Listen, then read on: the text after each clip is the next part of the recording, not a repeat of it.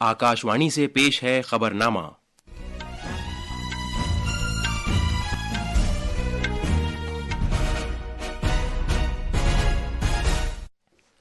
आदाब। खबरनामे के साथ मैं जमीर रजवी। पहले इस वक्त की खास खबरें। महाराष्ट्र बीजेपी कानून साज पार्टी अपना रहनुमा मुंतखब करने के लिए आज मुंबई में मीटिंग करेगी। इसरो आज दोपहर श्रीहरिकोटा से यूरोपीय खलाई एजेंसी के प्रोबा 3 सैयारचे खला में भेजेगी। आज भारतीय बहरिया के दिन की तकरीबात मुनक़िद की जा रही हैं। सदर जमहूरिया द्रौपदी मुर्मू ओडिशा के शहर पुरी में मुनक़िद की जा रही इन तकरीबात में शिरकत करेंगी। बरतानिया ने अपने शहरियों को बांग्लादेश में दहशतगर्दाना हमलों के बड़े खतरे से खबरदार किया है। बरतानिया के अरकान पार्लियामेंट ने बांग्लादेश में हिंदू बिरादरी की नस्लकुशी पर तशवीश जाहिर की है। जनूबी कोरिया के सदर ने मार्शल लॉ नाफिज किए जाने के चंद घंटे बाद ही इसे खत्म कर दिया है। और मर्दों के जूनियर एशिया कप हॉकी में भारत ने मलेशिया को 3-1 से हरा दिया और अब फाइनल में भारत का मुकाबला पाकिस्तान से होगा।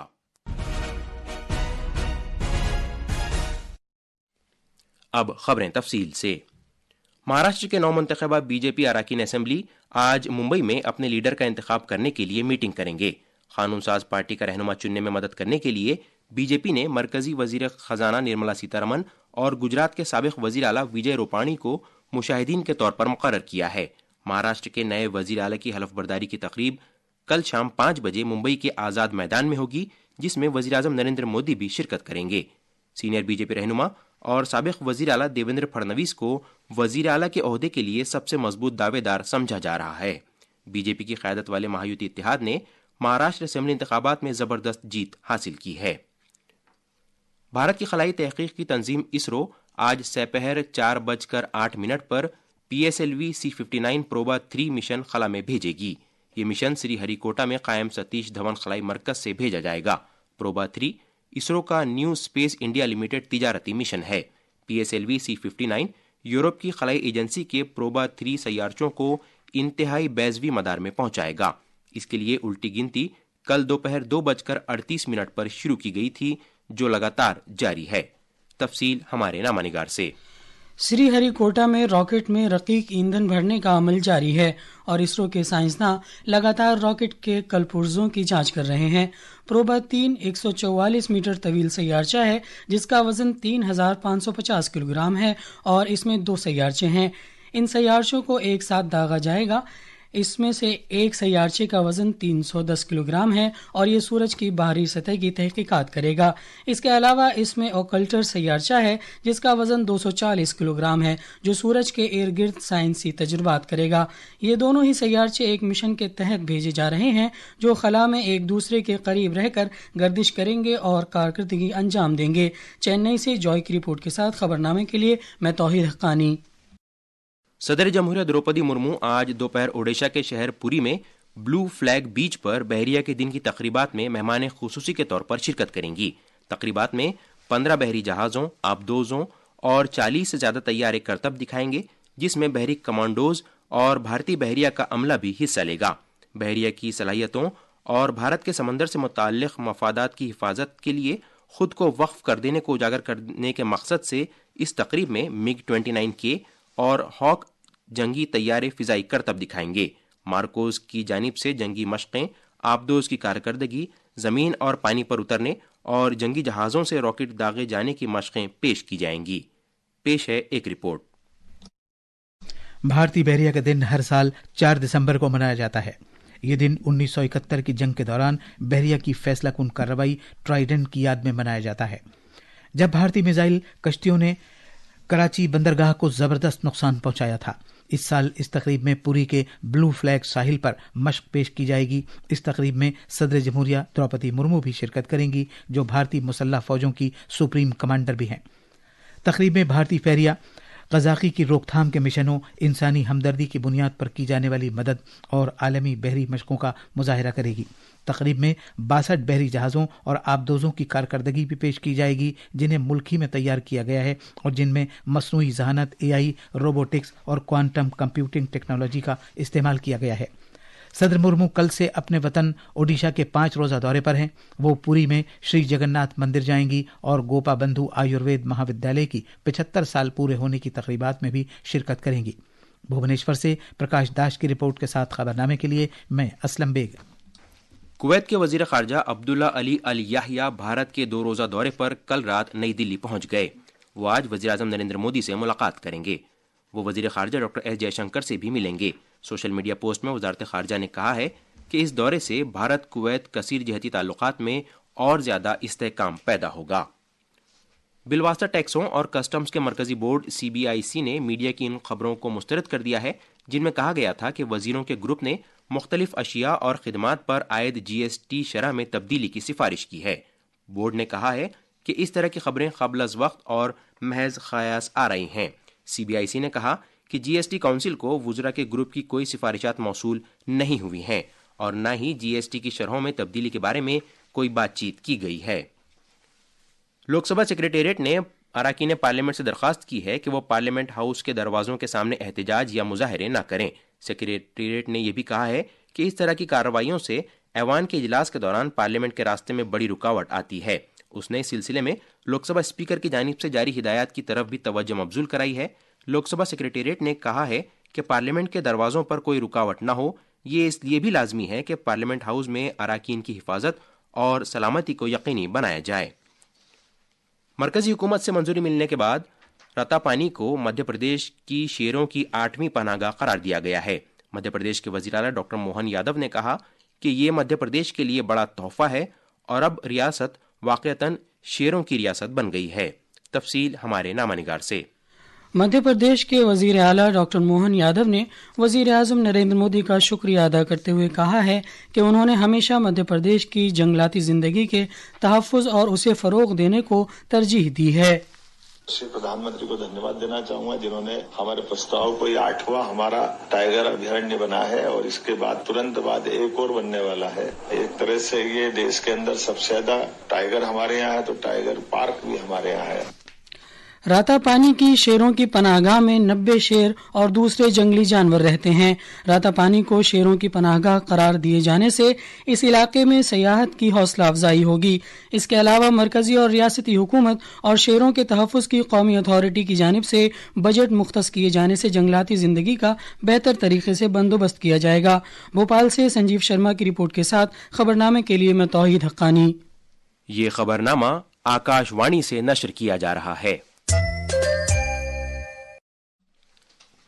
ماحولیات و جنگلات اور آب و ہوا کی تبدیلی کے مرکزی وزیر بھوپیندر یادو نے بنجر ہوتی ہوئی زمین اور مجبوری میں کیے جانے والے ترک وطن پر اس کے اثرات سے نمٹنے کے لیے بین الاقوامی تعاون کی ضرورت پر زور دیا ہے۔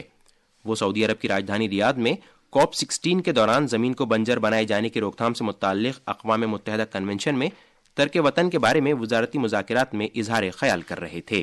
تفصیل ہمارے نامہ نگار سے۔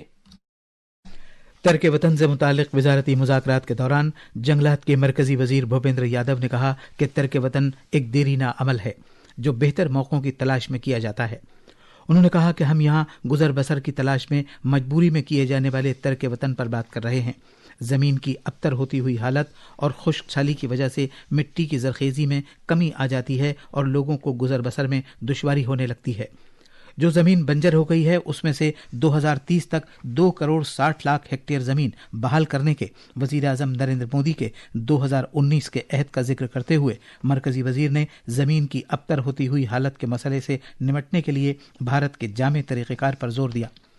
ملک نے بہت سے اختراعی پروگراموں پر عمل درآمد کیا ہے جس میں پانی کے ذخیروں کو تازہ کرنے کے لیے امرت سروور اقدام اور کسانوں کو مٹی کی زرخیزی سے متعلق کارڈ تقسیم کرنا بھی شامل ہے۔ بھارت کی حکمت عملی میں تکنیکی اور مالی دونوں طریقہ کار شامل ہیں جس کے تحت زرعی سرگرمیوں میں مدد دینے کے لیے علاقائی دیہی بینکوں کے ذریعے بہت چھوٹے قرض بھی دیے جا رہے ہیں۔ ملک نے مٹی اور پانی کے بندوبست کے لیے جدید ٹیکنالوجیز کو بھی اپنایا ہے جس میں خلائی ٹیکنالوجی، جغرافیائی جانکاری کے نظام اور مصنوعی ذہانت AI بھی شامل ہے۔ دبئی سے ونود کمار کی رپورٹ کے ساتھ خبرنامے کے لیے میں اسلم بیگ۔ اس دوران بھارت نے ان ترقی پذیر ملکوں کو ٹیکنالوجی میں کی گئی پیش رفت کے بارے میں بتائے جانے کی اہمیت پر زور دیا جنہیں زمین کی ابتر ہوتی ہوئی حالت کا مسئلہ درپیش ہے اور جن کے لیے زمین پر زندگی اور امن و انصاف سے متعلق پائیدار ترقیاتی مقاصد حاصل کرنے کی غرض سے اس طرح کا اشتراک ضروری ہے۔ وزیر موصوف نے اپنے بیان میں زمین کی ابتر ہوتی ہوئی حالت اور مجبوری میں کیے جانے والے ترک وطن، خاص طور پر کمزور آبادیوں پر اس کے غیر متناسب اثرات کو اجاگر کیا۔ بھارت نے اپنے تجربات کا اظہار کرتے ہوئے کہا کہ علاقائی اشتراک اور فطرت پر مبنی طریقہ کار ان باہم مربوط چیلنجوں سے نمٹنے کے لیے لازمی ہے۔ برطانیہ نے اپنے شہریوں کے لیے بنگلہ دیش کے سفر سے متعلق ایڈوائزری جاری کی ہے اور کہا ہے کہ دہشت گرد بنگلہ دیش میں حملوں کی کوشش کر سکتے ہیں۔ برطانیہ کے غیر ملکی دولت مشترکہ اور ڈیولپمنٹ آفس FCDO نے وارننگ جاری کرتے ہوئے کہا کہ بنگلہ دیش میں غیر ملکی شہریوں کی بھیڑ بھاڑ والے علاقوں جیسے مذہبی مقامات اور سیاسی ریلیوں میں اندھا دھند دہشت گردانہ حملے ہو سکتے ہیں۔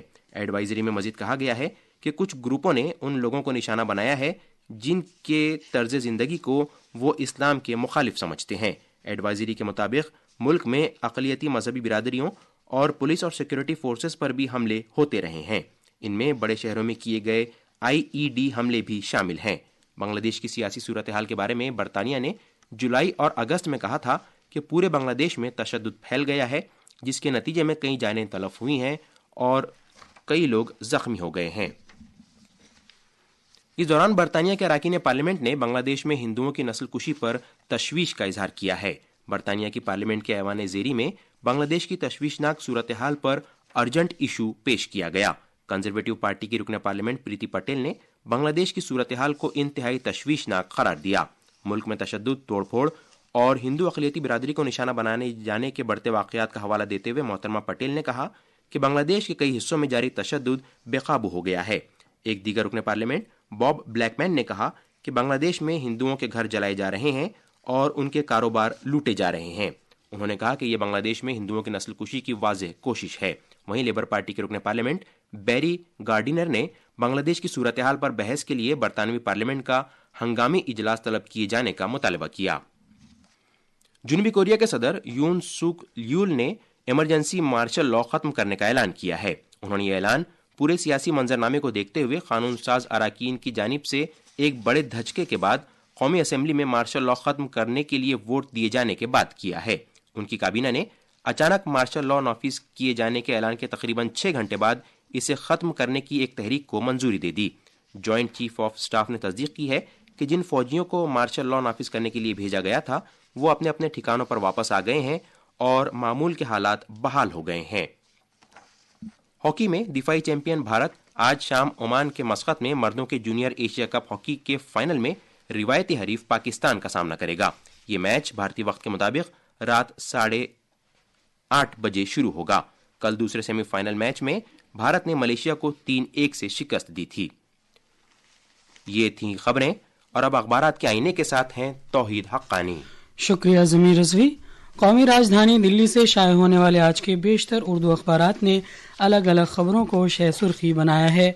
روزنامہ راشٹریہ سہارا اور ملاپ نے وزیر اعظم نریندر مودی کے ذریعے نئے فوجداری قوانین کو قوم کے نام وقف کیے جانے کی خبر کو شہ سرخی بناتے ہوئے لکھا ہے، ملک کو انگریزی قوانین سے ملی آزادی، 3 نئے قوانین سزا کے لیے نہیں انصاف کے لیے بنائے گئے ہیں۔ روزنامہ پرتاپ، ہندوستان ایکسپریس اور ملاپ سمیت دیگر کئی اخباروں نے وزیر خارجہ ڈاکٹر ایس جے شنکر کے پارلیمنٹ میں دیے گئے اس بیان کو سرخی بنایا ہے کہ بھارت اور چین کے تعلقات بہتری کی طرف گامزن، LAC پر امن برقرار۔ صدر جمہوریہ دروپدی مرمو کی جانب سے معذور افراد کے بین الاقوامی دن کے موقع پر نیشنل ڈسیبلٹی امپاورمنٹ ایوارڈ 2024 پیش کیے جانے کی خبر کو روزنامہ پرتاپ نے پہلے صفحے پر شائع کیا ہے۔ اس کے علاوہ ہندوستان ایکسپریس نے اسٹاک مارکیٹ میں مسلسل تیسرے دن تیزی اور مثبت رجحان کی خبر کو اپنے پہلے صفحے پر جگہ دی ہے۔ اور اب آخر میں خاص خبریں ایک بار پھر۔ مہاراشٹر BJP قانون ساز پارٹی اپنا رہنما منتخب کرنے کے لیے آج ممبئی میں میٹنگ کرے گی۔ اسرو آج دوپہر سری ہری کوٹا سے یورپی خلائی ایجنسی کے پروبا 3 سیارچے خلا میں بھیجے گی۔ آج بھارتی بحریہ کے دن کی تقریبات منائی جا رہی ہیں۔ صدر جمہوریہ دروپدی مرمو اوڈیشہ کے شہر پوری میں منعقد کی جا رہی ان تقریبات میں شرکت کریں گی۔ برطانیہ نے اپنے شہریوں کو بنگلہ دیش میں دہشت گردانہ حملوں کے بڑے خطرے سے خبردار کیا ہے۔ برطانیہ کے اراکین پارلیمنٹ نے بنگلہ دیش میں ہندو برادری کی نسل کشی پر تشویش ظاہر کی ہے۔ جنوبی کوریا کے صدر نے مارشل لاء نافذ کیے جانے کے چند گھنٹے بعد ہی اسے ختم کر دیا ہے۔ اور مردوں کے جونیئر ایشیا کپ ہاکی میں بھارت نے ملیشیا کو 3-1 سے ہرا دیا۔ اس کے ساتھ ہی آکاشوانی سے خبرنامہ ختم ہوا۔